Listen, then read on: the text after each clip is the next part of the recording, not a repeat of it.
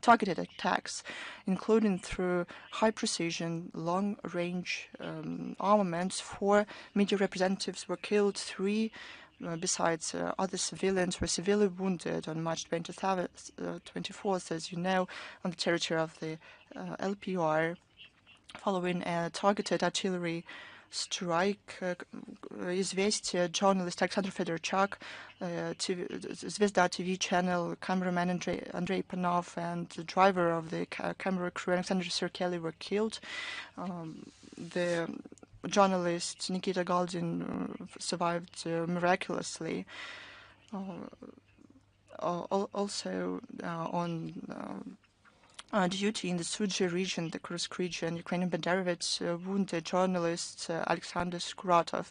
On March the 27th, in the Belgorod region, a vehicle of the Channel 1 camera crew hit a mine. Because of that, Russian journalist Anna Prokofiev was killed. All our diplomats extended condolences to the families and loved ones of the deceased journalists. Rest in peace, those who died on duty, on their professional duty. We wish those who were wounded to get better as soon as possible. It is clear that the Kyiv regime that became a lump of hatred and anger try, because of their weakness, to compensate their losses on the battlefields through strikes on civilians who, under the international humanitarian law, include media representatives. This year we celebrate the 80th anniversary of the great victory on May 9th, 1945. Our multinational people defeated Nazism and fascism. But after that, on May 10th, many victors, unfortunately, couldn't come back home because soldiers continued from the ruins, from unexpected places, to kill them in this anger of weakness. The same thing happens with the Kyiv regime. The office of the president continued to give attention, as much attention as possible. But why? To prove to the sponsors and their people that they didn't exterminate it completely, that ostensibly nothing, not everything is lost. To hit Russian journalists who didn't have something but cameras and microphones. They even used expensive, high-precision MLRS armaments. That means that they knew for sure who they're using it against. The Kyiv regime ignore the norms of the international law.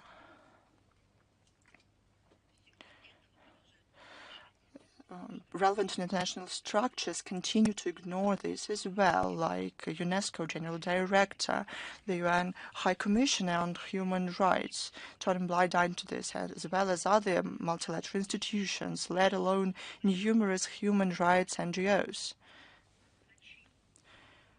on whose perennial conscious silence and inaction this monster was nurtured. It is them, as one Western guidelines mentions, strategic silence made the criminals on Bunker to feel that they are unpunished and can do everything they want. And now this continues to encourage Ukrainian Nazis to commit more crimes. We saw comments, the OSCE commentary. One thing, we were shocked by the phrase that the OSCE, as it said by its representative, is always opposes killings of all journalists. But I have a question. Then why do we need a specialized institution for this?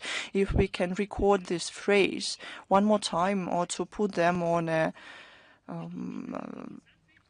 table and put it at the OSCE that this organization is always against the killings of journalists. Probably special representatives shouldn't be paid for this. Probably conferences are not needed for this. There have been thousands of them. Probably we don't need expansive apparatus of these officials of the OSCE. Accounts on the internet are not needed. Probably they shouldn't go around and teach others how to live. If one phrase is enough as a logo, or to put it on a screen. If countries pay for this organization, then please notice who launched strikes and who is to be to blame. The UN, with headquarters at the UN, said that they did not have special mandate to investigate. You don't have a mandate, but then how do you investigate without mandate all other cases when you find words to accuse our country? Then remember that you don't have mandate for this. To identify that the Kyiv regime is happy to kill Russian journalists, you don't need mandate. You just have to read their quotes. You don't need mandate for this, because the resolutions of the General Assembly and the Security Council state that it is unacceptable to kill civilians and journalists. Yet again, our delegation, our permanent mission to the UN in New York, Geneva, Paris, will strive to achieve full-fledged commentaries of the spokespeople in these institutions about bloody killings of Russian journalists by the Kyiv regime. Now about the situation around Ukraine in general. Crimes that Ukrainian Nazis commit against civilians and civil infrastructure of our country confirm that our soldiers fight neo-Nazi and hateful ideology. Detailed information about crimes of the Banderovics is collected and structured by the International Public Tribunal, presided by Maxim Grigoriev. Recently, his report was published. During last briefing, we talked about the presentation of this document. The fact included there terrify. For example, POWs were beheaded, their limbs were drilled through, they were shot at.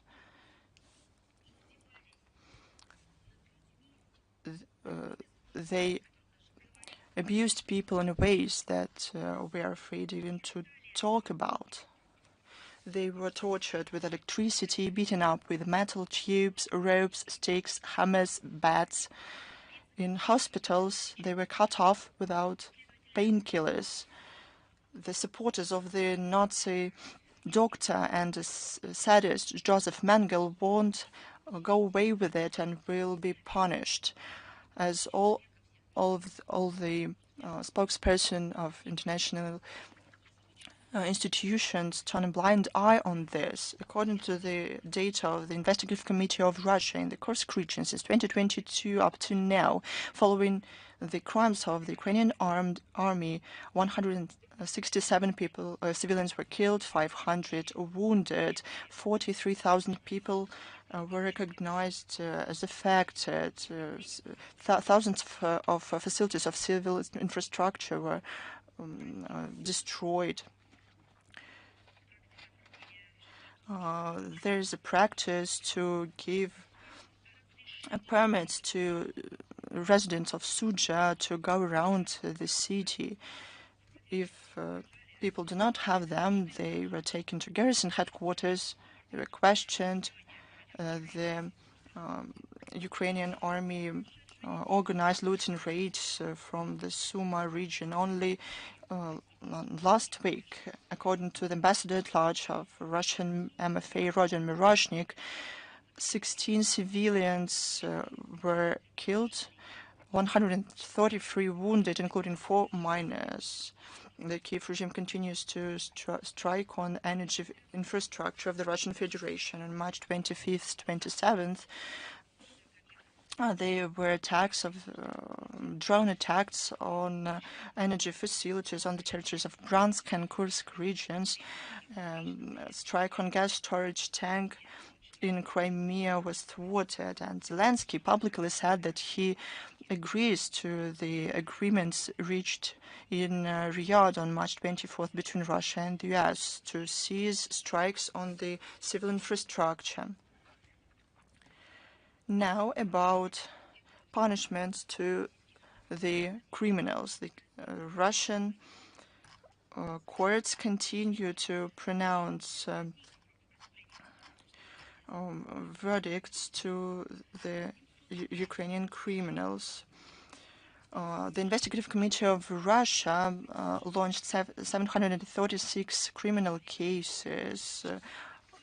46 Ukrainian soldiers were given long sentences. 92 cases are considered by courts. 58 people are under investigation. In absentia, foreign mercenaries, British guard Christopher was given 14 and a half years in prison. Georgians Alexei Bibichadze, Mikhail Kamkhadze, Nadim Khalamadze were given 25, 23, and 14 years in prison, respectively. Now about those who sponsor all of this. The meeting of the EU leaders on March 2021 in Brussels predictably failed. It was centered around the initiative of the leader of the European so-called diplomacy, Kaja Kallas, about a new tranche of military support to Ukraine worth 40 billion euros. This sum is devoid from reality and caused resistance from a number of member states. And all of this, despite despite the fact that they welcomed Zelensky, they even reduced the volume of support to 5 billion euros, but it didn't work out. Additional 2 million artillery shells to Kyiv also wasn't agreed upon, so no certain commitments to military support Ukraine wasn't adopted. The European bureaucracy isn't ensured by real possibilities of the member state, because it's clear that the resources of the European countries are far from endless. To fuel Kyiv does not only mean to waste money. It's not only the fight against until the last Ukrainian, but it is the building up a threat at their own backyards. Now, when British outlets started to write about it, the Times write that uncontrolled arms in circulation in Ukraine, and the precise number is unknown even to Washington, is becoming a security problem. Journalists come to a conclusion that in some time, hundreds of thousands of armaments will end up not only in Africa and in the Middle East, but also in Europe. Will help the British journalists. This armament is already in the western part of the European continent, and we gave many examples when military products ended up in the hands of groups in Asia and Africa. And now Zelensky clients on the black market also include drug cartels in Latin America. According to the Mexican media, fighters of Cartel Golfo received Javelin American anti-tank complexes. They were supplied to Kyiv earlier. It is known that the terrorists who killed on March 21st, 44 people in southwest of Niger used howitzers M120. And now let's talk about the so-called peace mission, but it's about military intervention. London and Paris continue to make plans about military intervention in Ukraine. It is disguised as the so-called peacekeeping mission on March 21st in Watford at the initiative of the British Prime Minister Keir Starmer. In hybrid form, there was a meeting of military brass of 30 countries for which had quite an interesting name, Coalition of the Willing. These countries are ready to send their troops to Ukraine. This topic will continue today in Paris at the leaders' level. I would like to draw your attention to the fact that our country stands categorically against this scenario that is fraught with a direct confrontation between Russia and NATO. It is noteworthy that the British are well aware of the dangerous games that they are playing. That's why they're cowardly proposing an idea to depersonify the uniform of peacekeepers, which implies the absence of any sleeve patches of insignia. It would be far more difficult to identify them, and we understand why they're doing that. Great Britain left the EU, and once they have collapsed the European economy, they want to collapse the entire European continent, and they later are going to join the Anglo-Saxon alliance.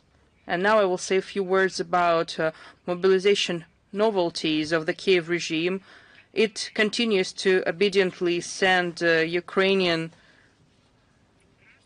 young citizens at the age of 18 and 24 who signed the so-called Millions contract. All the 17 brigades that they chose from are operating on the front line, which means that the tragic outcome is inevitable. According to Ukrainian Telegram channels, new mobilization novelties are being developed. They're discussing an initiative to change the mobilization age. It will be from 20 to 55, which will replace the existing 25 and 60. Let's look in greater detail at that. They plan to lower the mobilization age by 5 years, so the Ukrainian men will be drafted at the age of 20, and it's real to implement in Ukraine. And why are they lowering the upper limit of the mobilization age from 60 to 55? Because there are fewer senior people who are ready to carry out military service in Ukraine. The Kyiv establishment has shown its interest in continuing military activities because they view it as a source of its existence. They are just devouring Ukrainian citizens. In parallel, Zelensky regime is gradually implementing the misanthropic belief of the American geostrategist and Russophobe Zbigniew Brzezinski, who said, and I quote, that in 2030, he wrote that no more 20 million people should stay in Ukraine in 2030s. And I also have a few words about the preparations of the Ukrainian establishment to retain power by force. Well, it seems that they feel the growing public frustration, and they realize that the retribution for the crimes against their own citizens is inevitable, and they have lost their legitimacy, and they are preparing for retaining power by force.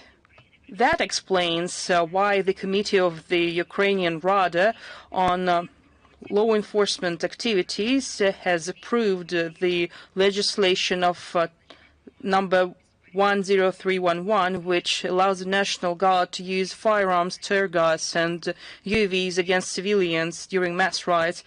It seems that the Kyiv regime is planning a scenario which is far worse than the shootings by snipers at the Maidan Square. Where is the Council of Europe? Where are the declarations and resolutions? Are they going to establish a special committee of the Council of Europe of what the Kyiv regime is doing against its own civilians, UAVs, firearms, and tear gas? They continue to fight historical memory there.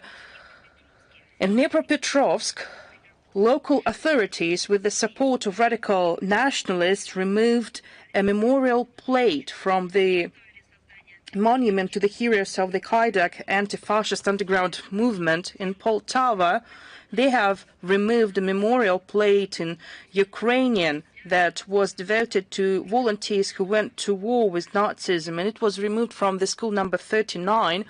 And they cannot present it as fighting the Russian language or diversification policy that they have made a part of their state policy. That's a real neo-Nazism that we see here. These facts once again confirm that the special military operation is relevant, particularly its tasks to denazify and demilitarize Ukraine, as well as to address the threats emanating from its territory. And as our leadership has stated many times, all these goals will be achieved. And a fantastic statement that Zelensky made to the TV channel, just to let us remember his conversation with the American president. Zelensky said, if you can make Putin to stop war, that would be great, but he can cheat. He deceived me already after the Minsk ceasefire,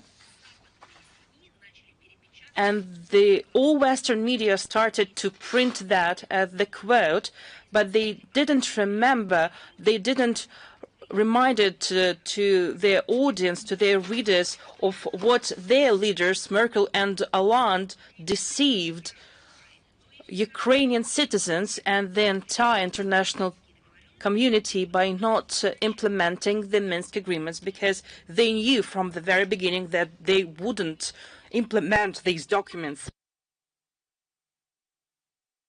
We have been regularly saying at our briefings that the West has always been behind the collapse of all peace initiatives in Ukraine, starting from the violent coup d'etat in February 2014. And after that, for a long period of time, in their remarks, the country guarantors of the Minsk agreements, Germany and France in particular, have expressed their commitment to peace, but the time has passed, administrations changed in these countries, and former leaders didn't hold back anymore. On December 7th, 2022, the former Chancellor of Germany, Merkel, who was in power for more than 16 years, who likes to talk about democratic processes in the West, by the way, and she was directly involved in the normative format meetings and in the development of the Minsk agreements. In her interview to the German mass media, she was quite sincere, and I quote, "The Minsk agreements," Merkel said, "were an attempt to give time to Ukraine. It also used this time to become stronger, as can be seen today. The Ukraine of 2014 and 2015 is not the modern Ukraine. I doubt," she added, "that NATO countries would be able to do as much as they are able to do today to help Ukraine." It was clear to all of us that it is a frozen conflict and the problem is not resolved. That's what bought this so much precious time for Ukraine, Merkel said.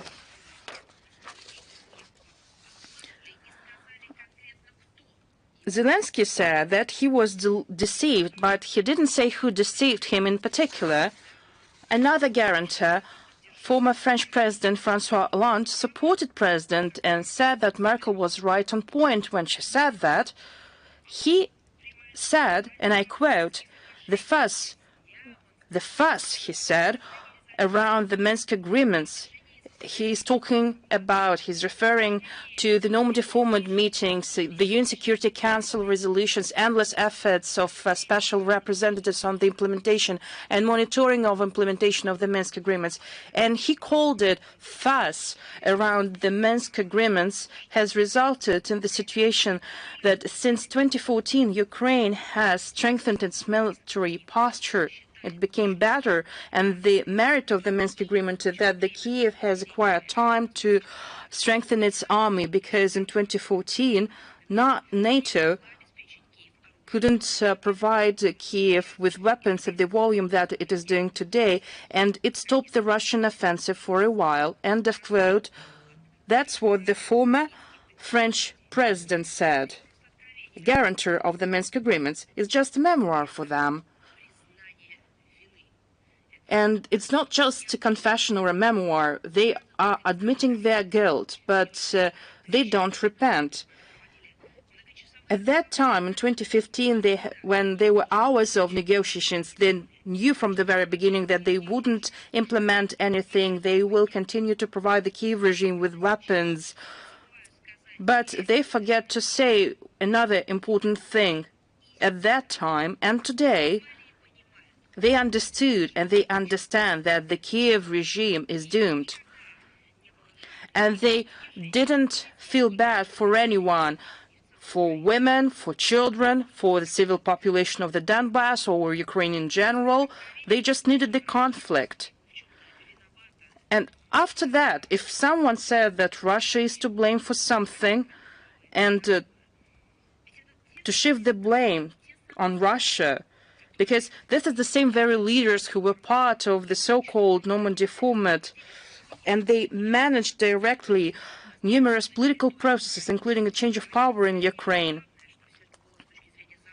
What's important about this compassion that it was Western falsification. They were toying with the use of international law and pursued the only goal, which is to pump the Kyiv regime with weapons and to politically prepare to the situation when hostilities started that we saw in the beginning of 2022 when the Kyiv regime started the escalation in the Donbass. Remember what we talked about today. They want to put the western part of Europe on fire.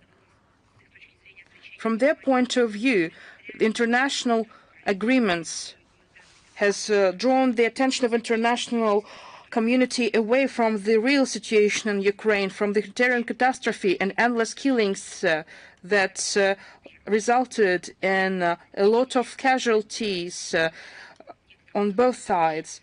Experts say that at least 13,000 people died on both sides. That was the result of the Western manipulations with the Minsk agreements. Our country has no other choice. We recognized those territories as sovereign. Later, they were added to the Russian Federation so that we could save citizens of those territories, so that we could protect their dignity. The main goal of this huge provocation was to create a flashpoint in this region, in the border of the Russian Federation, and later a legitimate coup d'etat happened, despite the fact that the Ukrainian people made their own choice that it needed. The West ousted the legitimately elected presidents and brought to power their puppets, Viktor Yushchenko, Pyotr Poroshenko, and the violent Zelensky who sits in the bunker. That's how they've been preparing for a greater conflict. Let us recall what another signatory said about the Minsk agreements, then President of Ukraine, Pyotr Poroshenko. The former president stated to the British TV channel BBC in the documentary, and I quote, "Do you know what the success of the Minsk agreements is, even though Russia has not implemented any of their points?" Poroshenko said. This document, Poroshenko said, gave Ukraine 8 years to build an army, an economy, and a global pro-Ukrainian anti-Putin coalition, end of quote.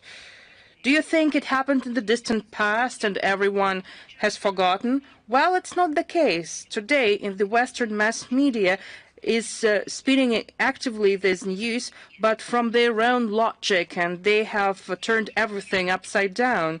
All these quotes are being fit into the text, and Zelensky comes to the fore, and other representatives of the office of the Ukrainian president or Western regimes, and they speak about the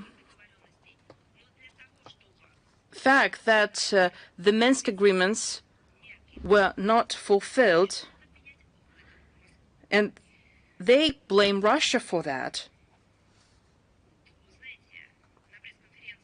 At the press conference Ukraine 2024, Zelensky told that the Russian president, and I quote, has constantly raised the issue of ceasefire in the Donbass during his personal meeting in 2019. Zelensky warned the Russian president that the Minsk agreements won't work due to the alleged futility of the idea to withdraw forces from the line of contact. And when they asked Zelensky about the details of that meeting, he replied that he didn't remember the details. Well, it happened in another life. The direct quote, but what an interesting excuse, isn't it? Let's go back a year earlier, in 2023, in the interview to the German media outlet Spiegel. Zelensky added more details. I haven't seen, Zelensky said, in the Minsk agreements a wish to preserve the independence of Ukraine. I understand the point of view of the Western countries. First and foremost, they wanted to satisfy the Russian appetites at the expense of Ukraine. Delays is a normal thing in diplomacy because you doesn't know when a person making decisions would die, and everything would be easier, much easier. Is it okay that the Ukrainian president spoke about that in that way? Zelensky said, I contacted Emmanuel Macron and Angela Merkel, and I told them that the Minsk agreements cannot be implemented by Ukraine. Zelensky said, I jumped into the train, which, to be honest, has been moving to the abyss. And by the abyss, I meant the agreements per se, because each clause is a wagon, and once you're trying to deconstruct it, you understand that everything is organized in such a way that one party cannot implement something and another party freezes the conflict. And there are so many statements like that. I'll just give you another quote in support of what I've just said. We don't need military people with foreign flags in our territory. We are not asking for that. Otherwise, it will cause destabilization all around the world. We don't want to give another pretext for Russia to say that Ukraine has military bases and that Russia should protect itself from it.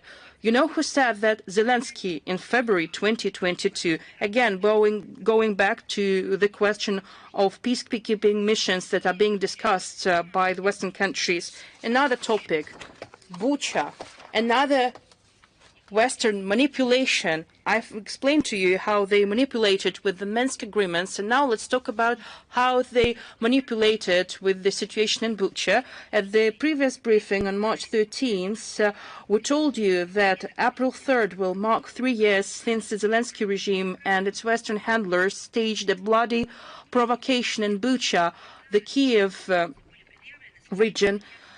You probably remember that the world saw evidence of the alleged killings of innocent people. The objective was to besmirch the Russian armed forces in the eyes of the international public opinion, and they did that to undermine peace talks. The fake nature of this hastily made provocation was visible to the naked eye. The Western propaganda machine was at full capacity, and it started to spin the news item about it, and the Western countries have been promoting their lies with great energy. Цель кампании.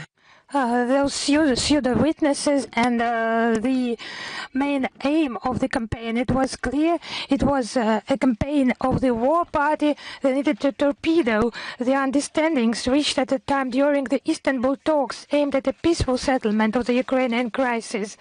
Russia has repeatedly provided recent refutations of the numerous fakes about Bucha. During the period when this village was under the control of the Russian military, the civilian population was able to move freely around it, and civilians used mobile communications, received humanitarian aid. Our units left Bucha on the 30th of March 2022. This was confirmed by the mayor of the town, Anatoly Fedoruk, who on the 31st of March, in a video message, stated there were no Russian armed forces in the village. And there was no mention about the victims of mass shootings in the streets, whom he could not fail to notice. It was only after the Ukrainian armed forces, accompanied by foreign journalists, entered the village, the so-called irrefutable evidence of crimes in Bucha, it was actually a bloody staging by the Kyiv regime and its Western handlers. The organizers of this staging, of course, do their best in order for no objective investigation to be held. They dismiss this argument. They continue to lie. They do their best in order not to reply to the obvious question, where is the list of victims? What are their names? Who are those people? We understand that the Ukrainian militants will not reveal their own atrocities, because otherwise this house of cards, it will just break. Russia does its best in order to identify the true perpetrators, to bring them to justice. We make efforts to obtain assistance from the United Nations, and we have addressed the Secretary General and the High Commissioner for Human Rights. We have sent requests in order to publish requests. Bodies found in Bucha, actually they were lying there. Who do they mean? They were shown by the Western media. These questions, of course, remain unanswered. These questions have been asked to Guterres by Sergey Lavrov several times, and there was no reply. In September 2024, through the Russian Permanent Mission in New York, we submitted to the United Nations Secretariat a request prepared by the Investigative Committee together with the Prosecutor General's Office. A request to investigate the circumstances of the provocation in Bucha, but there was no substantive response. Such actions testify that the initiators of the staging in Bucha are, of course, the Kyiv regime and its Western handlers. They have something to hide. The functionaries of international organizations who have taken unequivocally pro-Ukrainian positions, they do not shy of covering up their criminal acts.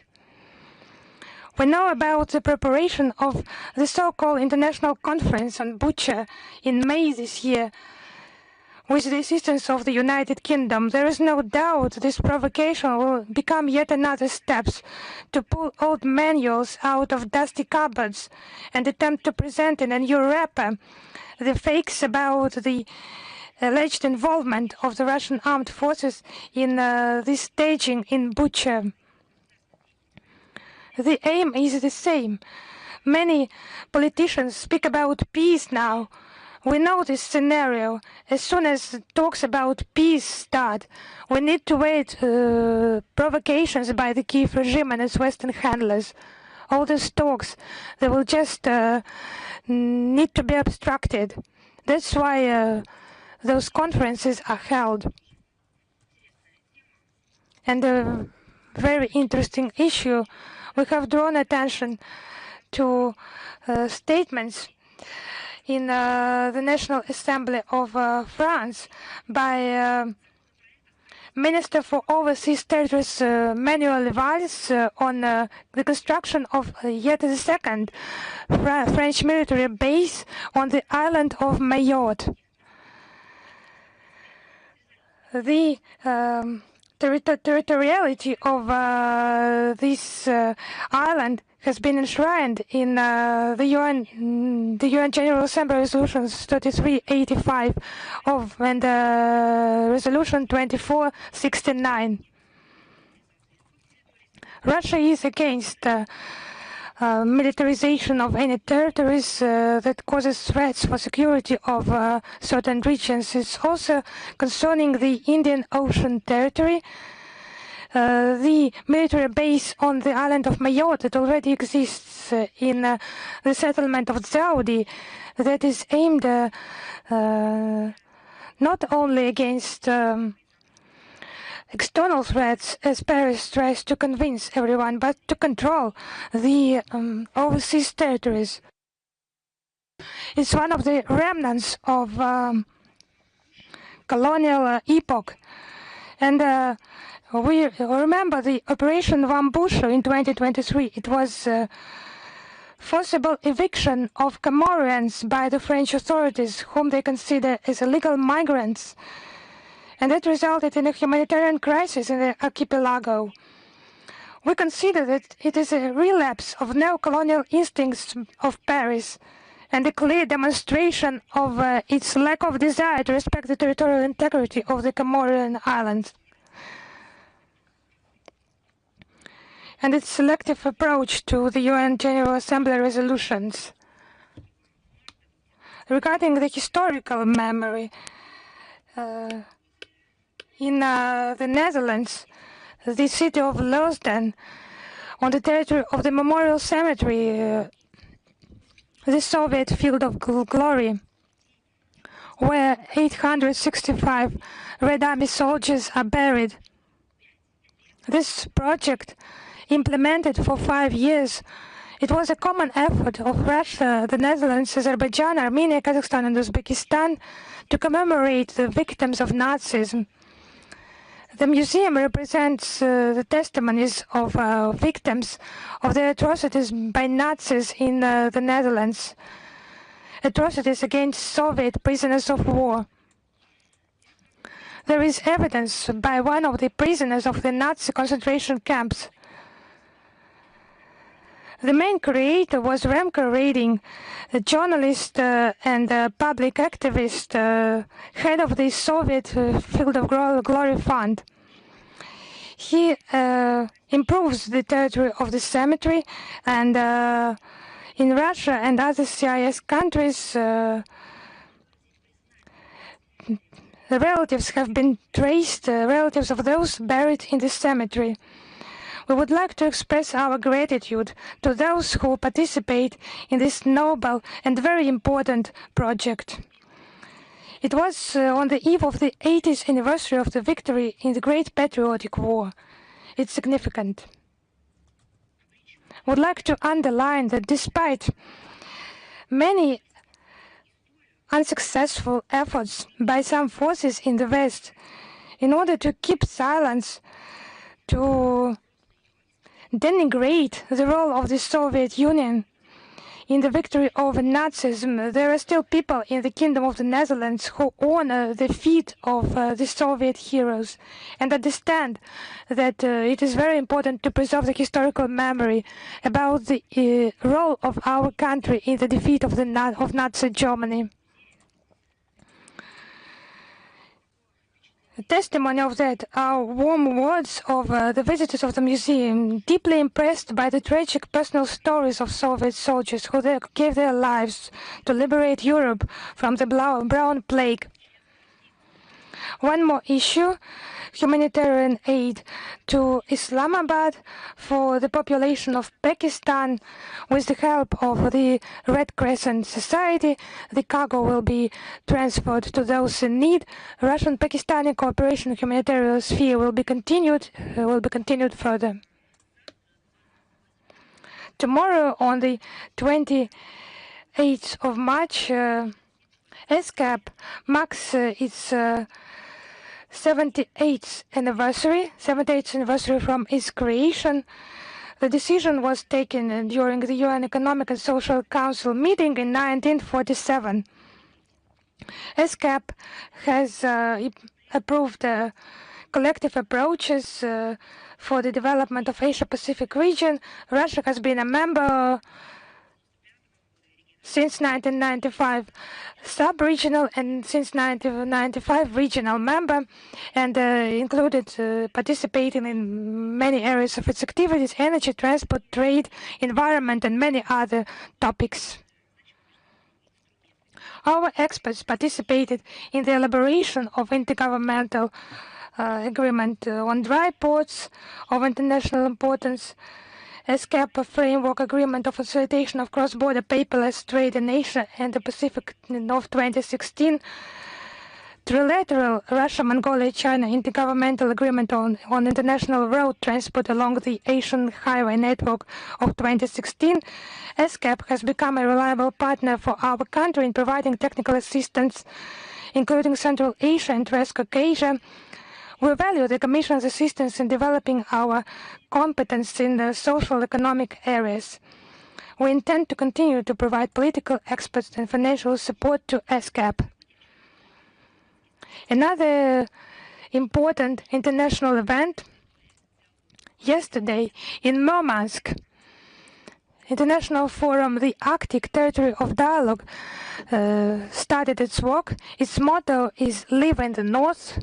It is held since 2010. It's a major platform for discussion of the relevant problems and perspectives of the Arctic region with foreign partners. It will include 20 sessions, perspectives of the development of the Northern Sea route will be discussed, support of business in the Arctic, the development of northern cities, HR projects, environment and new national projects. Experts and scientists will discuss in a comprehensive way the possibilities of establishing security and cooperation in the region, exchange views on the prospects of the implementation of cultural and scientific projects. It reflects one of our key priorities in development of Arctic territories: comprehensive renewal, improvement of cities, villages, creation of modern new workplaces, year-round navigation on the Northern Sea route. I would remind, it's well known, but the Russian Arctic, it has a lot of opportunities for creative work to engage the forces and the talents of young people, of representatives of different jobs, creative scientific initiatives, and in this large-scale work, we are interested in cooperation with all partners and integration association. The cultural program of the forum covers the major role of the regions in our country and modern tendencies and the image of the future of the extreme north. Much attention has been paid to indigenous people, their culture, their traditions. The gastronomical festival, the Taste of the Arctics, the team of restaurateurs and chefs will present regional cuisine. It's just very tasty, even tasty to speak about that. The projects of northern seas, products of local products will be tasted there. And at the festival there will be a 25-meter tunnel with ice engravings dedicated to the 500th anniversary of the development of the Northern Sea route. One more important date this year, as you know, it's the centenary of ARTEC. We talk about that a lot. We post a lot of materials on the ministry website and on social media, our social media. This solemn Many events will be held year-round, but of course the main festivities are planned for June, the date itself, the date of the centenary. Artek is a major children's center in the world. Its territory is 218 hectares. More than 40,000 children from Russia and from abroad participate. It's just development of their personalities, their talents. It's the true capital of the country of childhood that lives a very bright, very intensive life year-round. In this jubilee of Artek, every shift creates all the conditions for future generations for their development. As well as there will be many areas like the 80th anniversary of a great victory, the centenary of Artek, the project Our Heroes, the movement of the first. It will be aimed at civic duty, patriotism, respect for elders, and strengthening traditional, spiritual, and moral values. Artek participates in national projects in the sphere of education, culture, digital economy, promotes its unique experience.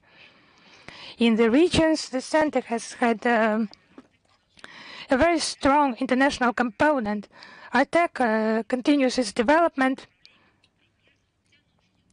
Such new areas are formed. It's not new, actually, but it has not been long the center of children diplomacy. More than 10,000 people from 105 countries in the world. It's very pleasant. I'm very glad about that.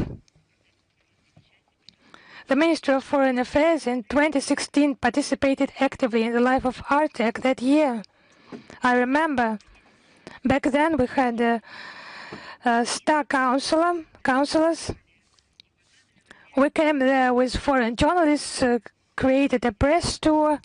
We were counselors in Krustalny unit specialized in journalism.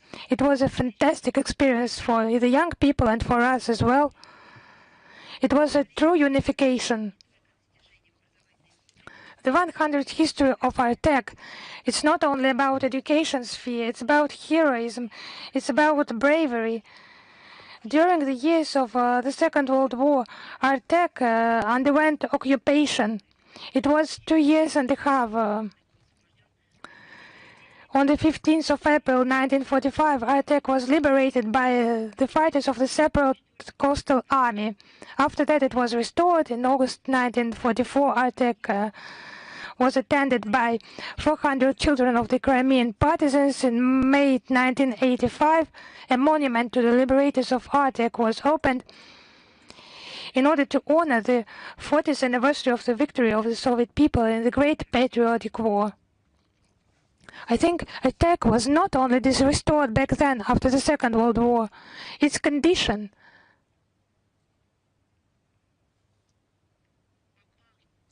The condition it suffered after reunification with Russia. Russian experts, teachers, it was just very impressive. When we came there in 2016, we were just so impressed. And to say we were shocked is just to say nothing. After we saw the photos, it was just 1 year and a half. It's just regained its true shape, because with the Kyiv regime that was back then still trying to associate itself with some democratic processes, under the Kyiv regime, this camp, it was just anything but a children educational upbringing center for recreation and for education. It was anything but that. Restaurants, something for adults, hotels. It was just a public place. It was not sports facilities. Just empty areas, or some areas where rubbish was stored. It was just a joint work of the state, of business, of public figures. Artek is just started to live again, started to live fully, and started to operate fully. And during those festivities, this jubilee, the Open Text Publishing House published a book, Artek 400. It's a history of every Artek shift. Just imagine 1925 till 2025. It was a former Artek counselor. She worked there in 1970s. Now she's PhD in philosophy, associate professor at the Moscow Pedagogical State, Nadezhda Pronina. The book contains important historical documents about its creation. Camp on the bank, on the shore of the Black Sea became popular among children from all over the world, children diplomacy developing, and the true friendship of Artek children they kept for their entire life. This book is a memory of the true epoch, a window to the world of the childhood, friendship, and it's just discoveries for the young generation. Since 1925, it has information about sessions with statistics of the number of children who came there, with the number of events who took place there every year. It's a huge work accompanied by a lot of photos and documents that helps the reader see the life history of this place. This book was made with the use of modern technologies, so you can use QR codes to listen to Artek songs and to watch documentaries about Artek. It's a unique book, and I invite you to have a look at it.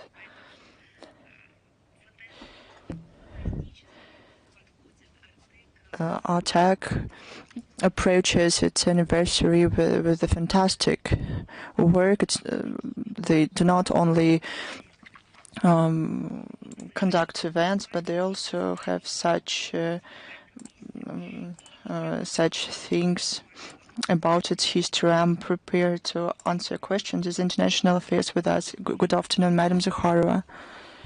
Recently, editor-in-chief of the Italian International Reporters, Andrea Lucidi, who regularly tells in his articles the truth about situation in Donbass, wasn't let out of Estonia to come back to Russia. How can you comment on this, given the fact that the Estonian authorities are anti-Russian?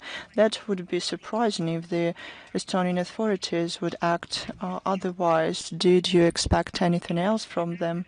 Indeed, the editor-in-chief of International Reporters, Andrea Lucidi, is considered to be an enemy of all neo-Nazi and Russophobe regimes. He is well known for his criticism of neo-Nazism. He is well known regarding this in the Baltic state. He was not let out of Estonia to come back to Russia. He regularly works on the permanent basis in our country and has been covering the special military operation.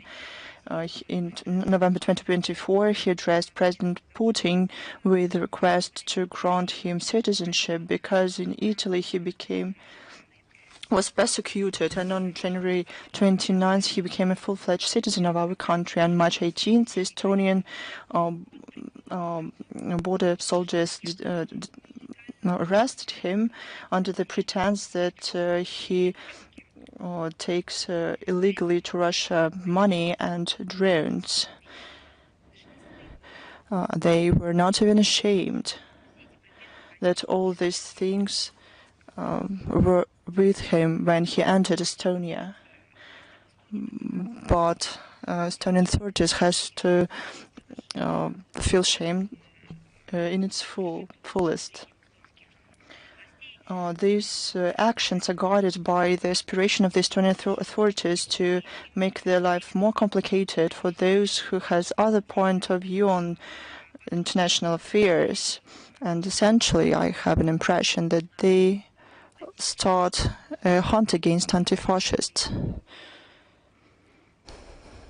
Estonia got used to, I'm not talking about ordinary people, but about the regime, got used to that the ideological opponents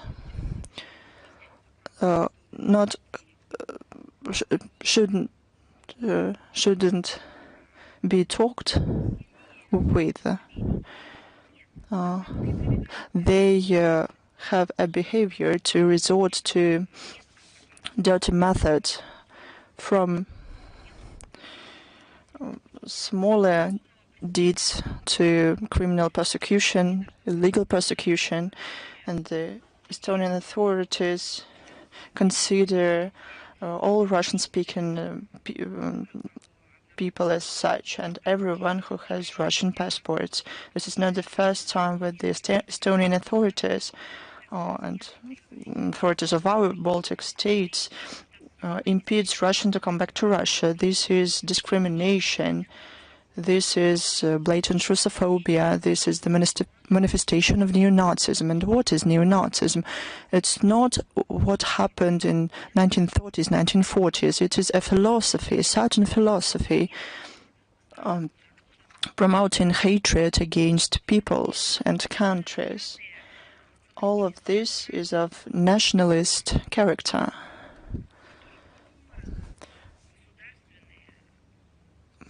And officials are involved in this. Given the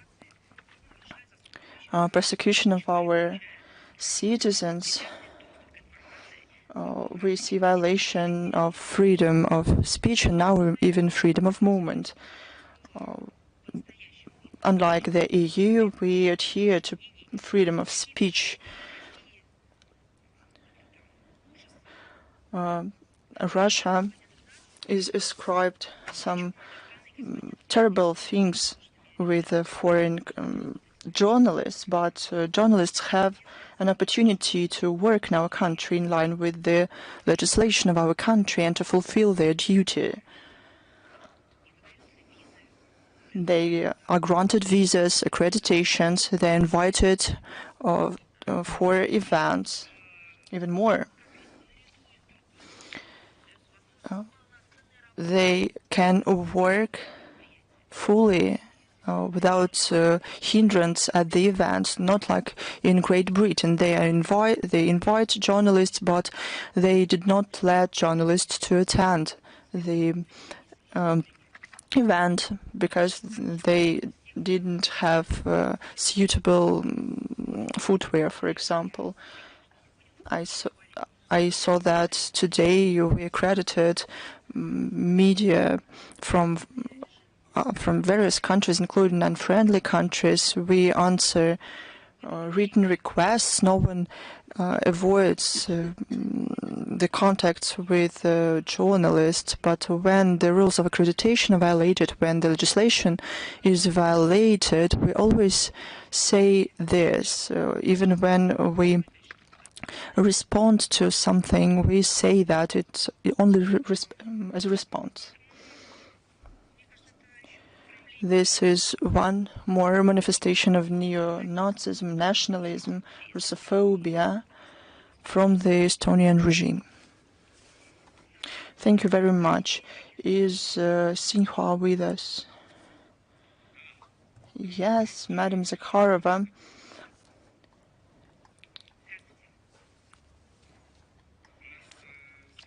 We have the following question for you today. In the recent years, China has been streamlining its visa policy. For example, in December 2024, the Chinese authorities announced that they're going to ease the policy of visa-free transit, and tourists can come to the country up to 240 hours from 54 foreign states. This applies to Russia as well. In your opinion, what opportunities will such policy give to movements of people from various countries, including between China and Russia. How can you comment on the current state and prospects of humanitarian exchanges between our countries, including in tourism? Thank you. Can I ask your name, please? My name is Yuli. I have a request to the Xinhua agency. Can you please publish an article that this journalist won the heart of a Russian MFA spokesperson? Thank you very much for your fluency in Russia. Thank you for your respectful attitude to the Russian language. I'm really happy when people who only study the Russian language and who are fluent in it. Thank you very much. Now to your question. Russia-China cooperation in the humanitarian sphere is an important part of comprehensive set of bilateral relations. We confirm and we see its development on all the tracks. There's more educational exchanges, ties between institutions. The tourism is growing. Last year, our country received more than 1.2 million Chinese tourists. China received more than 1.5 million Russian citizens. According to the decision of President Vladimir Putin and China's President Xi Jinping in 2024 were declared years of cultures of the countries. The program cannot but touch everyone. It gains wide response among the public, both in Russia and China. We managed, thanks to this action, to build up exchanges, cultural exchanges. This will help maintain friendly people-to-people contacts between our countries, to preserve and to develop relations between new generations. They are important tasks, facilitating to strengthening of social foundation of Russia-China relations and better understanding between people. Of course, it's of huge importance. That is why they work to create comfortable conditions for mutual travel is important. It is always in the focus of relevant agencies of both countries. We are going to continue doing so. Thank you. Thanks to you. Is the Media China Group with us? Madam Zakharova, good afternoon. We have a question about Russia, U.S. and Ukraine-U.S. negotiations. How can you evaluate the progress during these negotiations? What are the difficulties? Is Russia going to consider the change of format of negotiations, including wider participation for multilateral dialogue? We have a lot of questions regarding this, and I was surprised by this because the administration of President gave very detailed explanations, and Minister of Foreign Affairs Sergey Lavrov, during his interview to Channel 1, talked for 15 minutes straight about it. And the negotiators gave commentaries. This topic was covered in great detail. So I'm prepared to continue answering this type of questions. But I'll tell you one more time, on March 24, there were consultations in Riyadh between the US and Russia. The Russian side was represented by Mr. Karasin and advisor Sergey Beseda. They talked about the grain initiative. An important outcome was that the US committed to help the agricultural and grain to end up on the international markets, wider access of Russian ships and vessels to international ports, and payments. We are grateful for this. We expect that sanctioned restrictions will be lifted from Roselхозbank and other financial organizations that ensure operations in international trade in fertilizers. We expect them to be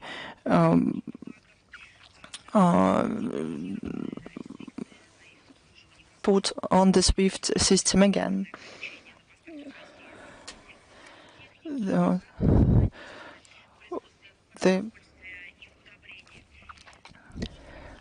After all these actions are taken, we will be able to reach security agreements in the Black Sea, non-use of violence, and no use of vessels for military purposes. To do so, such vessels will be checked. It is important to ensure security guarantees to cover the Crimean facilities, including the Kerch Bridge, and the country. The president reconfirmed the agreement between the presidents to cease strikes on energy infrastructure. There is a list of facilities that are considered as energy infrastructure. We hope that all the agreements will be fulfilled, and thanks to the US, the Russian agricultural export will be unlocked.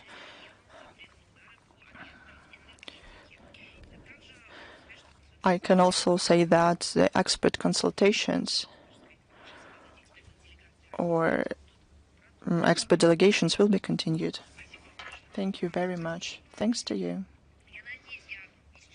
I hope that I answered you in great detail. If you have any more questions, how I can give you the answers. Is the Rata agency with us?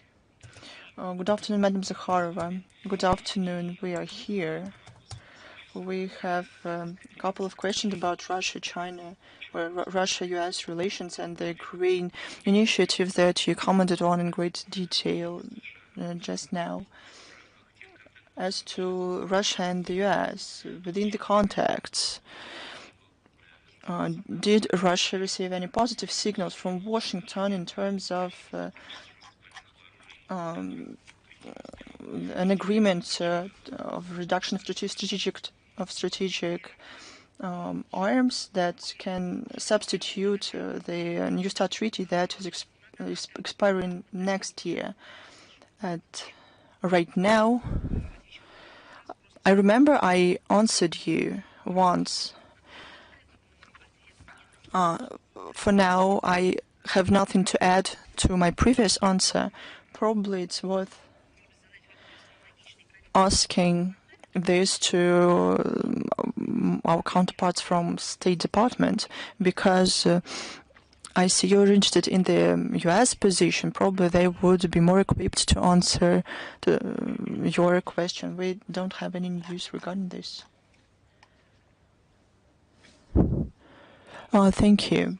Question 2, or part of it, because you named Russia's requirements to renew this initiative.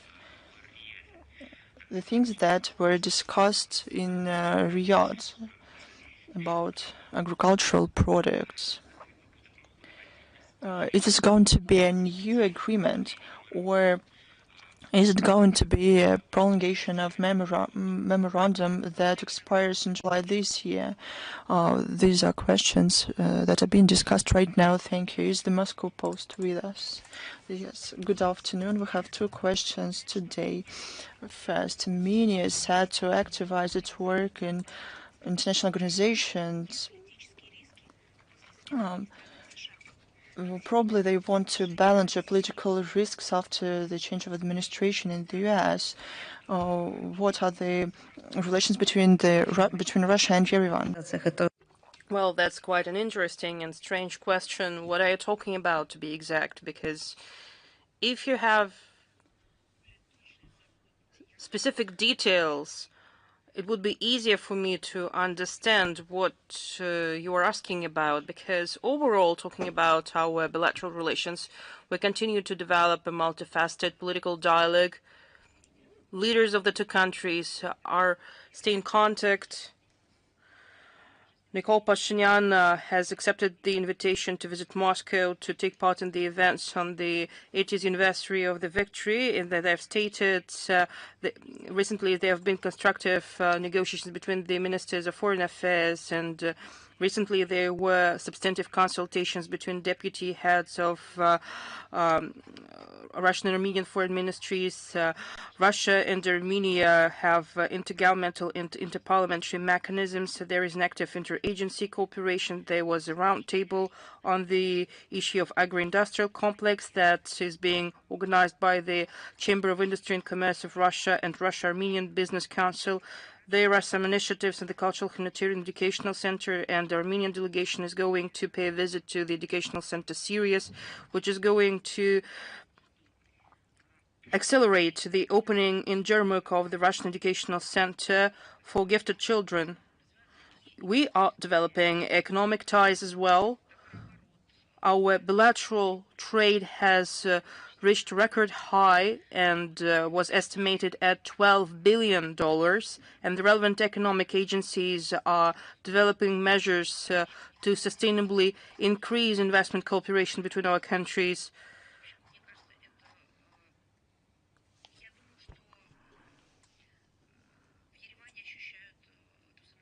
And I believe that Yerevan feel the practical output from their cooperation in the Eurasian integration project and realize its significance for the social and economic stability and security of their country. We are working together at other international venues, at the United Nations in particular. Our approaches on global agenda are similar or converge. Yerevan traditionally supports and co-sponsors the majority of Russian resolutions that pertain to countering glorification of Nazism. There is still potential for our work. There are some moments in our work that are not yet resolved or not addressed, that should be adjusted, though that these moments wouldn't damage bilateral relations.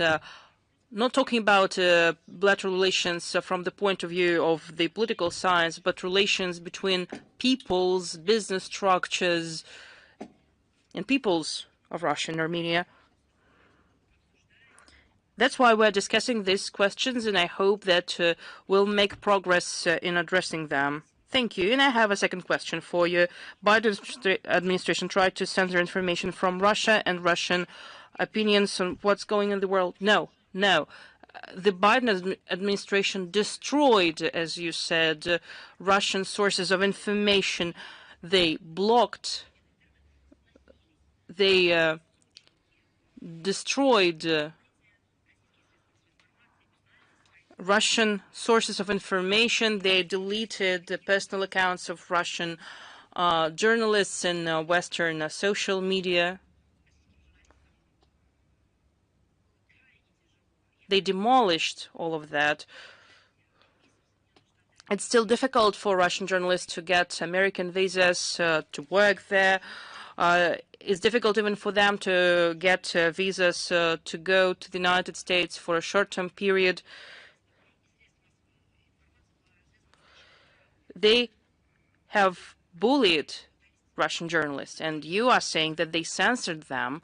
Well, censorship, it is when they are trying to remove or to delete some elements of information, when they are trying to play it down, to add some other information, to add some comments to the publication. But they have actually been destroying everything that is connected to Russia. And they have publicly stated that as an element of their policy. The Biden administration has accused the Russian media space of orchestrating changes in the political life of the United States. It was real bullying of Russian journalists with offensive operations, I would say, were organized against the Russian citizens and the Russian journalists. Please don't downplay it. And I'm talking about what the United States did on their own territory, let alone what they did in other countries when they used various mechanisms and made political regimes of some countries to take anti-Russian steps in the media sphere. Yes, that's what I was referring to, but Donald Trump promised to restore the freedom of speech in the U.S., but the representative of the U.S. State Department stated that the U.S. are not going to stop efforts to fight the Russian media, including Sputnik RT. What's your stance on that? We regret their position. We will help and support our journalists in their work, and we have legitimate rights for that because they're enshrined in international law, and these provisions are also enshrined in the American law. Unacceptability of censorship,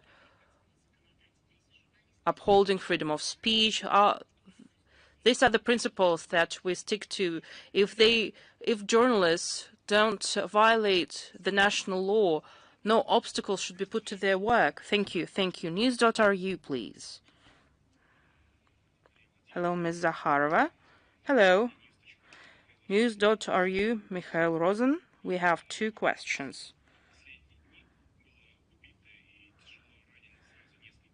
Several Russian journalists were killed or wounded as a result of the Ukrainian attacks.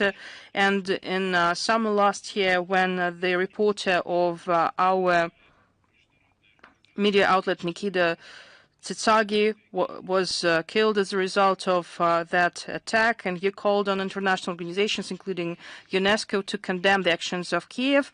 Was your appeal successful? Have you received any response from UNESCO? But there are more victims, and is there any hope that international institutions will stop their silence?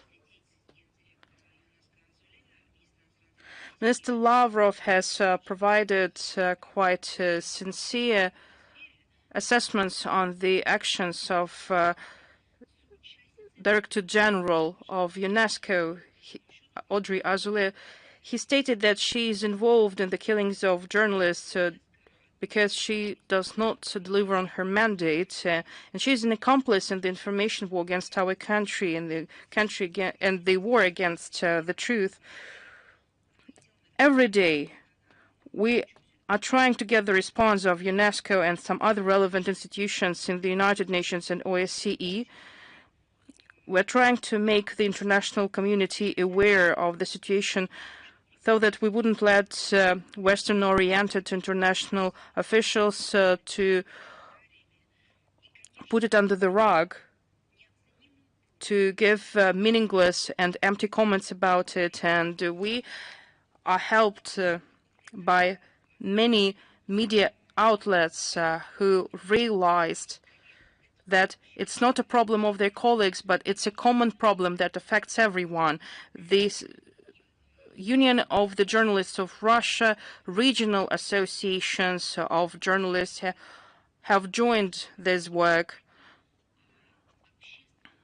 And under this truly public pressure of international scale, Director General makes comments, and after our constant reminders that it is unacceptable to sabotage the mandate, Azule condemned the killing of your colleague, journalist Nikita Tsitsagin, cameraman Valery Kozhin.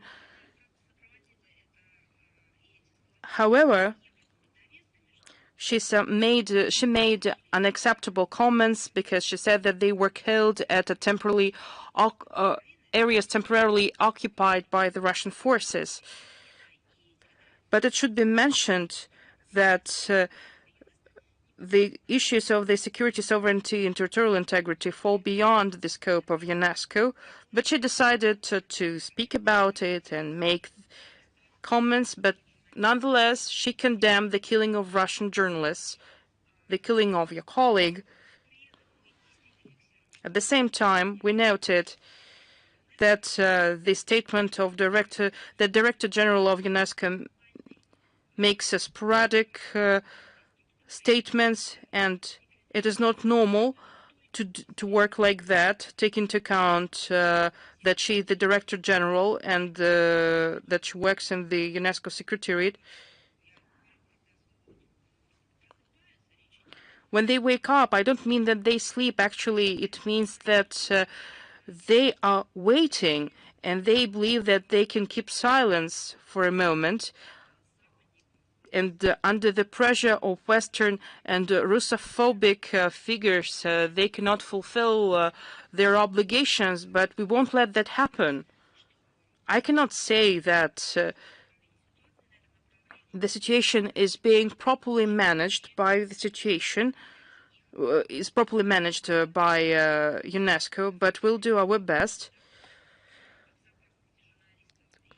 Audrey Azoulay has demonstrated its biased nature when she published a report on security and safety of journalists, where no word has been said about the killings of Russian journalists that were killed by the Kyiv regime. At that time, report has caused an outrage all over the globe. Numerous appeals were made to Azoulay. Many media outlets and organizations appealed to her. Russia and many other countries have condemned the biased work of the international official at the 34th Intergovernmental Board of the International Program for the Development of Communications in November-December in Paris. And we have required explanations from the UNESCO Secretariat about the methodology of collecting data on the killings of journalists. And it has provided quite dubious explanations, so according to which such methodology was not discussed with member states, and it was approved by the Secretariat in a secret way, and we are not okay with that, because such situation undermines the intergovernmental nature of UNESCO as a special body of the UN system. And we will continue to pose all the questions to the Secretariat and Audrey Azoulay personally, and we'll make sure that we'll get substantive responses from them. The document of USAID, U.S. Agency for International Development, speaks about it a lot. There is liberal regimes, liberal dictatorships allocated money for NGOs. NGOs collected some information and provided it to the intergovernmental and international organizations, they referred to information provided by the so-called civil society, provided biased information. The countries of the West are paying for such statements or for the lack of such statements. Director General is pandering to the Kyiv regime and Western patrons, and her behavior has become a disgrace. She won't be able to keep silence anymore because her inactions lead to further killings of journalists. Together with like-minded countries, we'll make sure that the Director General will deliver on her mandate. And we have hopes with the upcoming changes in the leadership of the UNESCO Secretariat. As you know, elections of the new Director General will be organized in November. And we hope that what Azule has turned UNESCO in will become a lesson for many candidates, and they won't repeat her mistakes. Thank you, Ms. Zakharova. We have another question for you. Speaker of the Armenian Parliament, Alen Simanyan, stated that Yerevan cannot constantly have tensions in its relations with Russia. Earlier, the Armenian newspaper Graparak stated that the head of the Armenian government, Nikol Pashinyan, instructed to develop closer relations with Russia. Are there any signs that there is a thaw in relations between Russia and Armenia? And earlier I have explained and provided the details of the Russia-Armenia bilateral relations. In some aspects, we have to bring our relations to a new level. Certain steps should be taken. Dialogue should be constructive and meaningful. It shouldn't be nuanced. It should be about feelings or senses. We had amazing relations with Armenia. In the historical context, nothing other could have developed to take into account the history of our relations. We are developing humanitarian contexts that are not artificial but rather natural. Given the geography, given the history, we are destined to develop relations with Armenia. Yes, there will be those who won't welcome the development of relations between Russia and Armenia, but our position is determined by the doctrine documents, by the Russian president, and it is aimed at the full-fledged development of relations with Armenia and with the people of Armenia. Thank you, Ms. Zakharova. Thank you. Izvestia, please. Oh, I'm sorry, I beg your pardon. Is Izvestia finished already? After E, please. I'm sorry, Ms. Zakharova. Izvestia didn't speak yet.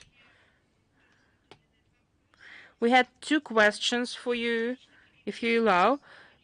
And they sound similar to what our colleague said and to what you said earlier, but if you allow, we would like to go back to them. Our war correspondent, Alexander Fedorchak, together with other colleagues, was killed on duty.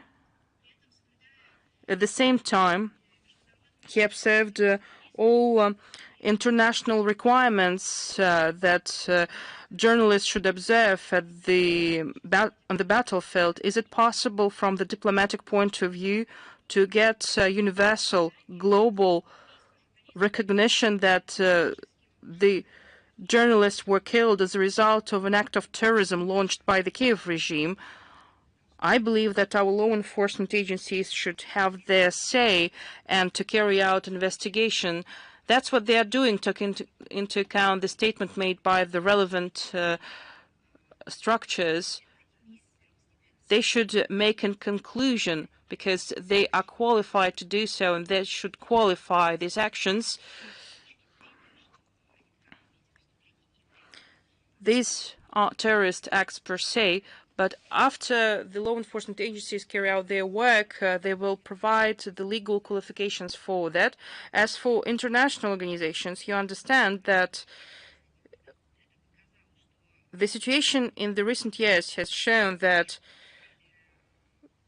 what a whole range of countries has been expressing their principles position, it wasn't their principles position, it was actually an attempt to obstruct the making of agreements in many other tracks. And when it came to real human rights and real freedom of speech and safety of journalists, they all became silent. And that's how it affects secretariats of many international organizations. So we should seek the reaction of international structures, but we should not think that it is them who will implement this in good faith or based on some morale. It's lacking there with unfriendly countries, with unfriendly regimes. Those regimes, they have no conscience, no morale. And the functionaries of secretariats, international organizations representing those unfriendly regimes, having their nationality or just supporting their policy, we should make them work. Just to wait until their conscience wake up. It's not necessary, I think, because we need to do our best in order to make them perform their duties. And the time of that idealistical perception of international structures where they are obliged, according to their mandate, to do that themselves without any obligation, it does not work that way for a whole number of reasons. We have mentioned them repeatedly. Yes, that should be the case, but there is the reality. It's not the case, actually, so we should strengthen our work. So, if you allow me, let us return to the issue of Russian-American talks. Based on your recent experience with the American delegation, can we talk about the new level in those negotiations? So let us just not give some emotional assessments, additional assessments. Just let us assess every concrete steps. There were contacts in negotiations in Riyadh. We have discussed them in detail, what was planned, what was actually done, what we can qualify as positive, what remains to be done, but to be talking about some quality assessments of bilateral relations, it's the prerogative of the head of the state. Thank you very much. Is Author I with us? Yes, hello, Ruslan Perkratov, Author I. Hello from Kaliningrad. Today we are with you. We have a question about the Federal Republic of Germany. Their Ministry of Internal Affairs, according to some data, started to recruit mercenaries from Afghan migrants who have committed a military crime, and they have little choice either to be subject to punishment in Germany and then be deported to Afghanistan as a guarantee, or to sign a contract and to become part of the International Legion of the Territory Defense in Ukraine. According to some data, there are more than 2,000 people like that. Our question is as follows. Do you think that Germany here directly violates the International Convention against the Recruitment, Use, Financing and Training of Mercenaries, adopted by the UN General Assembly Resolution 44/34 of the 4th of December 1989. It was rather not a question, but some declaration from you, some statement.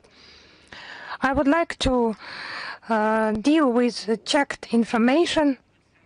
Of course, you can work with any information in asking your questions, but we need some data that has been confirmed, so I would refrain from any conclusions of this account and take some time in order to check thoroughly. The second part of this question, I would like to say that Germany is a part of all the universal treaties in international humanitarian law, and in particular to be guided by the clauses on mercenarism that are contained in Geneva Convention of 1949. And Germany has also signed but not ratified the International Convention against Recruitment, Use, Financing and Training of Mercenaries of 1989. So I would like to highlight that mercenaries are not legal participants in hostilities and do not fall within the scope of the 1949 Geneva Convention. So they are guilty not only of violating international law, national legislation, but they are responsible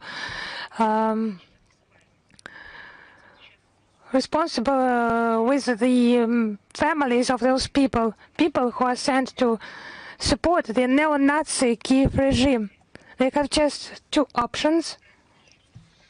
The first one to go to jail, the second one is to be killed.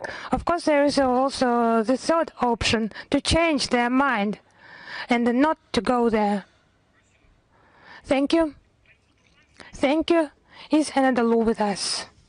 Yes, hello, Madam Zakharova. Am I audible? Yes. Our question, US President Donald Trump recently at a press conference said that Russia and Ukraine, quote, will meet on a ceasefire in the Black Sea, and other countries will be involved in the process of monitoring the ceasefire.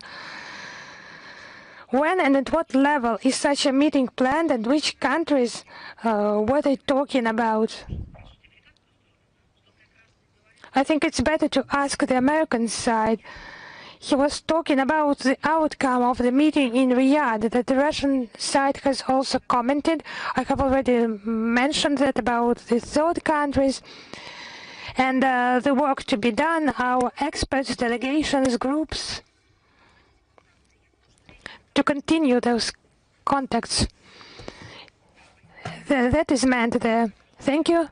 Thank you. Is Lenta Dot, are you with us? Yes, hello, Madam Zakharova, colleagues. I have the following question.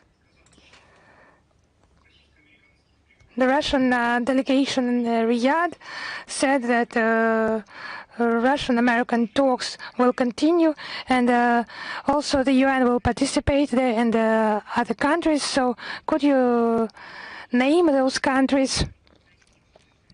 It's not just some guesses. It's about the outcome of the agreements that will be reached. The meeting has just finished. They have returned from Riyadh.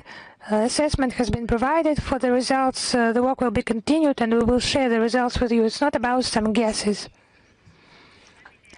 Thank you. Is Belarus Info with us? Belarus Info. Yes, hello, Madam Zakharova. Yes, Belarus Info. We have also question about Riyadh meeting. Sergey Lavrov just yesterday commented on the Black Sea initiative. He mentioned the previous initiative that has been disrupted, made some quotations. What is the assessment of the Ministry of Foreign Affairs of the figure of Zelensky? How legitimate is he to reach some agreements? Because now the US is the mediator and separately negotiates with Ukraine and with Russia. And if Zelensky is illegitimate, With whom can Russia negotiate on the Ukrainian side? Or is it only the US at this stage? And what guarantees can be provided for the implementation of this initiative? And on what can be based in order to trust Ukraine? So I have misheard, I think, because it's just some repetition. Because you quote Mr. Lavrov interview where he just spoke about that. He said, it was a quotation, that Zelensky, he's just feeling his end. So your question is, how legitimate is he, whether he can be trusted? I think you can just write a scientific work about his legitimacy. The problems of the legitimacy is just mentioned in Ukraine itself. Just inventing some new aspects. How to keep this construction afloat. The replies to these questions about doubts about the legitimacy, they have been provided at all levels. There is no trust here, no trust at all, because they just lie about literally everything. Even about what has been agreed upon with those who have sponsored them for all those years. Now I have just provided a lot of information how Zelensky lied even about statements by Hollande and Merkel that they were not going to implement the Minsk agreements, and now he's just talking about being deceived by Russia after the Minsk agreements. So what trust do you mean? I would draw your attention to Minister Lavrov regularly addressing this issue and repeatedly highlights that it's not about trust, not about faith or hope in something, not being deceived, but about strong guarantees that will be accepted by our country. I will just be returning to this issue, but you also read this, you see this. We have not changed this position in any way. We are conducting the work. With whom and how, you see that, I think. These are the issues to be resolved. And the last part of the question, could you repeat that? Yes. So the initiative is concluded, and Russia takes responsibility for its implementation. Which initiative? The Black Sea initiative? So on the side of Ukraine, what are we to be based on in order to trust regarding the implementation? I would return you to the statement by Sergey Lavrov, talking that the handlers in Washington should do their part of the work to handle that monster the previous administration has nurtured. He's just said that in his interview. So now we can just conduct negotiations with the US, not with the Ukrainian side. Yes, Russia has contacts with the American delegation, with American representatives, because Zelensky has just forbidden to conduct negotiations with our country, forbidden to himself. And not everyone survived after the negotiations that took place. The Kyiv regime was exterminating those negotiations from its side. So we cannot unblock that ban on conducting the negotiations. It has no solution now. They have blocked that opportunity for themselves. Thank you, Madam Zakharova, for your detailed reply. Is Bolt News with us? Yes, hello, Madam Zakharova. Thank you for such a possibility to ask a question. How can you comment on the conduction in Bucharest of the Black Sea Forum with calls for war against Russia and its destruction. It's not really a meeting, it's some gathering and organized by non-governmental organizations controlled by special services and as well as Ukrainian special services who are controlled by the West. So we just see the nature of those NGOs.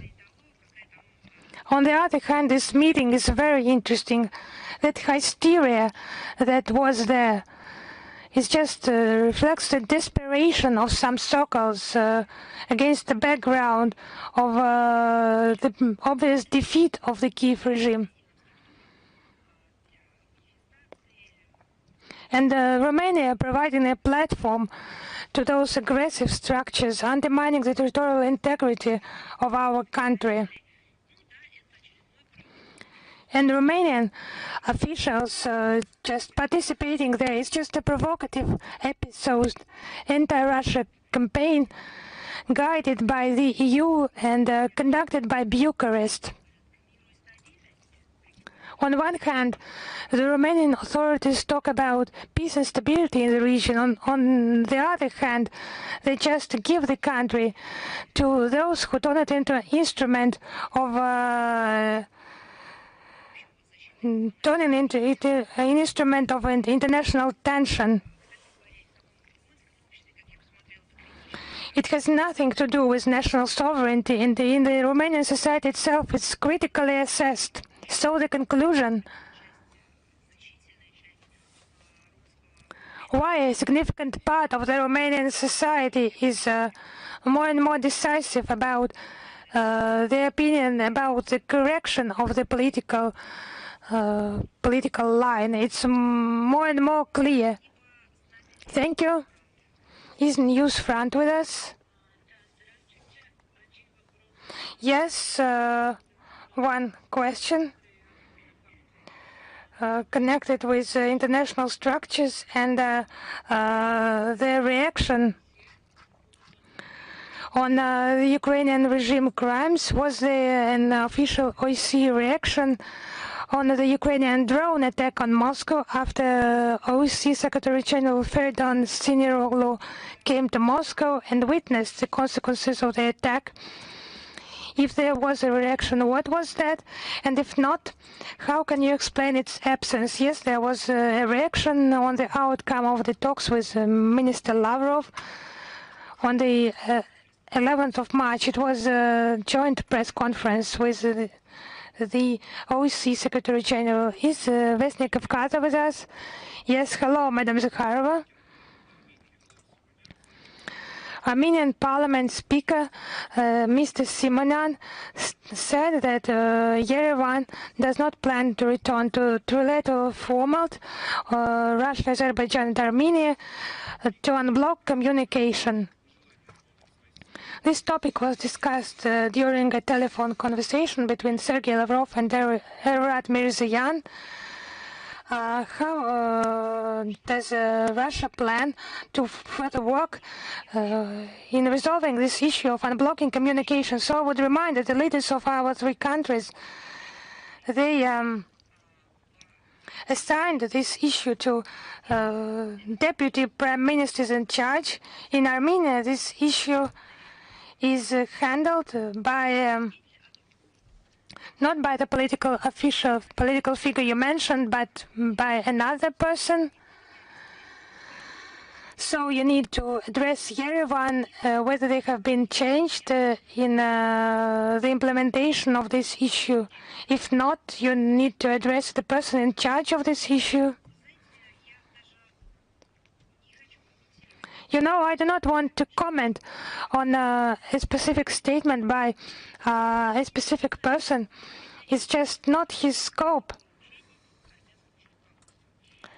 It's assessment and request by the Armenian leadership, and the resolution of this task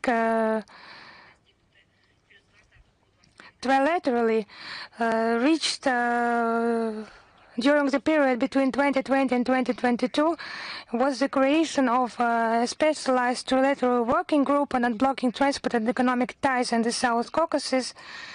It was about the restoration of technical parameters, transport route between Armenia and Azerbaijan on the basis of principles of reciprocity and sovereignty. We see the destructive influence of Western countries. We also see the position of the Armenian authorities sometimes, and in many cases, it just causes questions. And those two factors, cooperation within the group, it's stalled. We have repeatedly commented on that, and the earlier resumption of full-fledged cooperation in the mentioned trilateral group, it will contribute to the restoration of South Caucasus transport system, to feed it into larger-scale schemes for transporting cargoes from Europe to Asia and back, and ensure the further social economic development of both Armenia and the region as a whole. Thank you. If the positions of the official Yerevan changed, that it's up to them, and it would be right for them to declare the level necessary for that. Is Virelk with us? Good afternoon, Madam Zakharova. I would like to continue talking about Mr. Simonyan. On March 25th, while talking to journalists, he mentioned the CSTO and the position of Armenia and relations with Russia in general. I would like for you to comment on this. And what can I comment on? Probably it would be better for official Yerevan to comment on this and to separate what's the official statement and what's his personal opinion. When the official Yerevan comments on it, we'll understand what we're dealing with the personal position, or with political position, or with the official state policy. He said he talked that it was an official policy and the approach hasn't changed. But from what moment? You see, you are giggling at this, so there's no use commenting on this. Then I have a question to Madam Zakharova.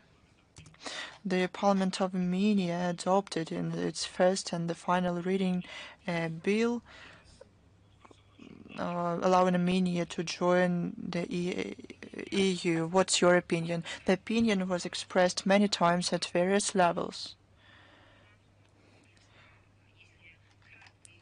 If I put it briefly to remind you, because the representatives of the administration of the president talked about it in greater detail, and those in charge in this direction, Vice President Mr. Ovechuk,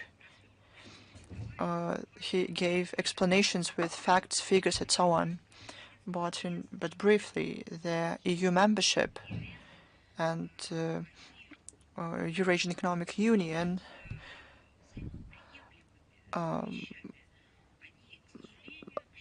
cannot overlap. It's up to a person, but these things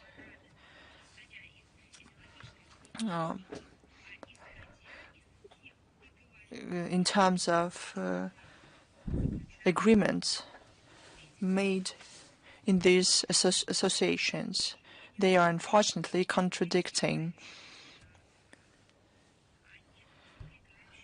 and not overlapping. Thank you. Thanks to you. Let's move on. Is Tavria TV company with us? Good afternoon, Madam Zakharova. We have a question about negotiations in Riyadh. The Ukrainian delegation to negotiations with the US again arrived in military uniform. Both in Russia and in Ukraine it was called a circus. We have a question. Are there any rules of dress code for such cases, probably unspoken ones, and why does the Kyiv region behave like this?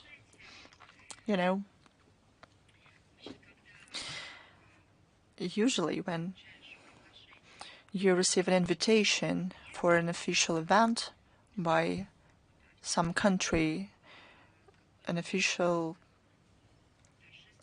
dinner or ceremony, when one country invites diplomats or delegations for an event, dress code is mentioned. When we're talking about negotiation process, some things are go without speaking, and for additional events, there's a mark concerning dress code. It mentions the type of clothes expected to be worn. There are unified understandings in protocol.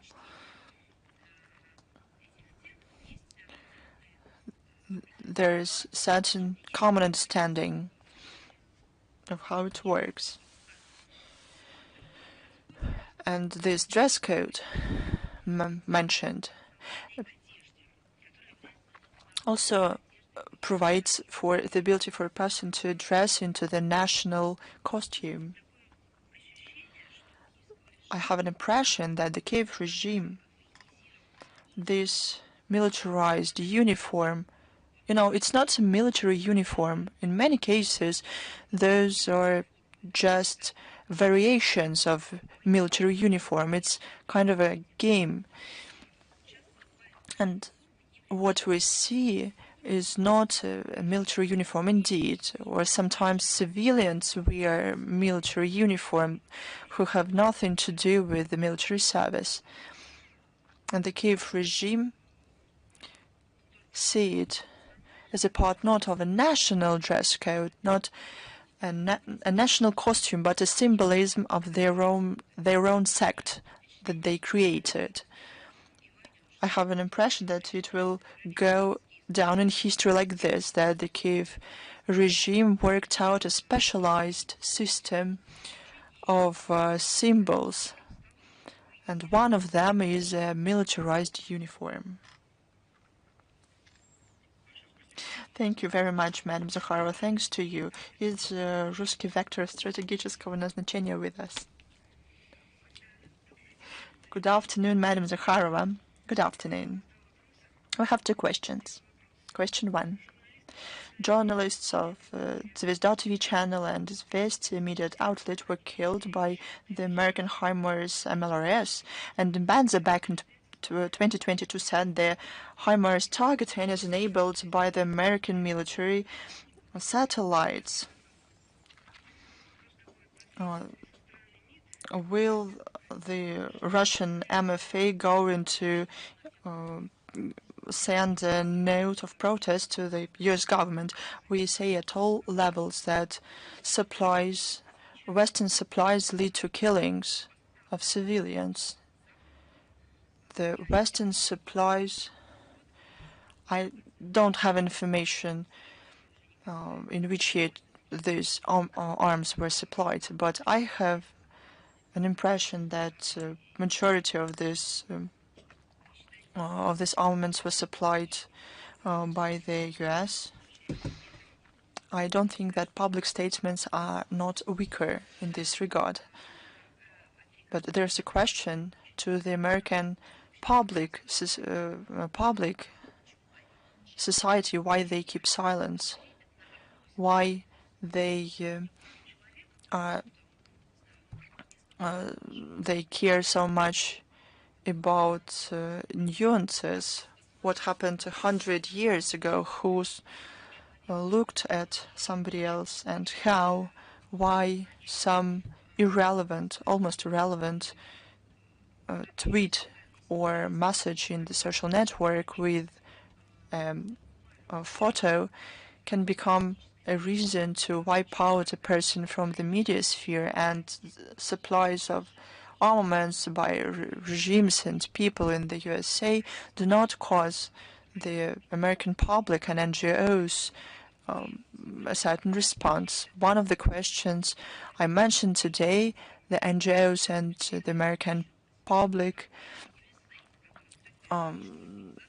was paid by the US aid, and the Clinton administration closed this down, and the new public hasn't been shaped, who work not for money but because they want to become guarantors and care about human rights. Question 2. Russia is going to be a threat for the interests of the US in long term, according to the American reconnaissance. Sergey Lavrov, while commenting on negotiations in Riyadh, said that peace guarantees can come solely as a result of an order to Zelensky from Washington. You called on not to wait breakthroughs from negotiations between Russia and the US. 150 civilians were affected over the last week, and the information space speaks about hybrid information, proxy war. In reality, there's a real war between the US and Russia. Probably Commander-in-Chief should have all the authority given this. And what is the question? What was that the question? Let's call a spade a spade. We have a hot war without... We call it a hybrid war.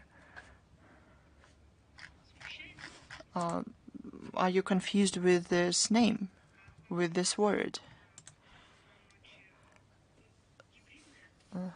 Hybrid. You say hybrid? I just don't understand your question. Look, we ask such a question because all the country demands extraordinary authority to President Putin. So please address your question to administration of President. Thank you. Thanks to you. Is Tverskaya 13 with us? Good afternoon, Madam Zakharova. We had 2 questions, but you answered them in great detail. Thanks to you, so we don't have questions. Is the compatriots journal together with us? Madam Zakharova, good afternoon. Good afternoon. A tragic event, the killing of our journalist, caused wide response and concerned many. For example, international movement of Russophiles responded and said and expressed its position in a declaration.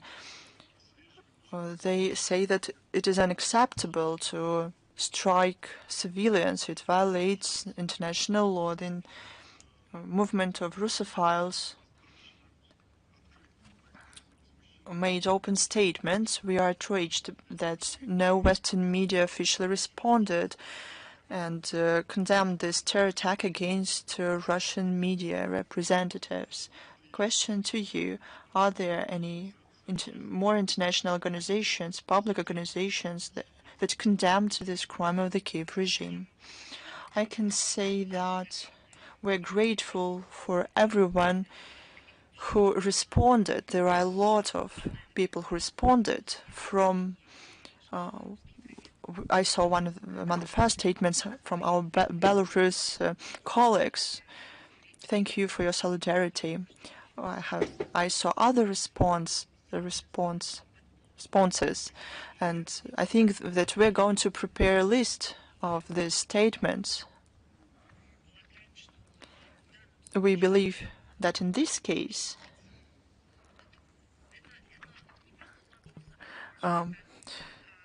it's a point of no return. Those more relevant NGOs who deal in the international contacts freedom of speech and freedom of journalists do not condemn the killings of Russian journalists, won't have the right to talk about it anymore. This is the point of no return. The international organization, we will demand from the international organizations, because they live off taxpayers from various countries, and it's their work for them, for these organizations, and we will demand them to fulfill this work. As to the NGOs, what can we demand from them? It's an issue whether we consider them seriously or not. And every time when they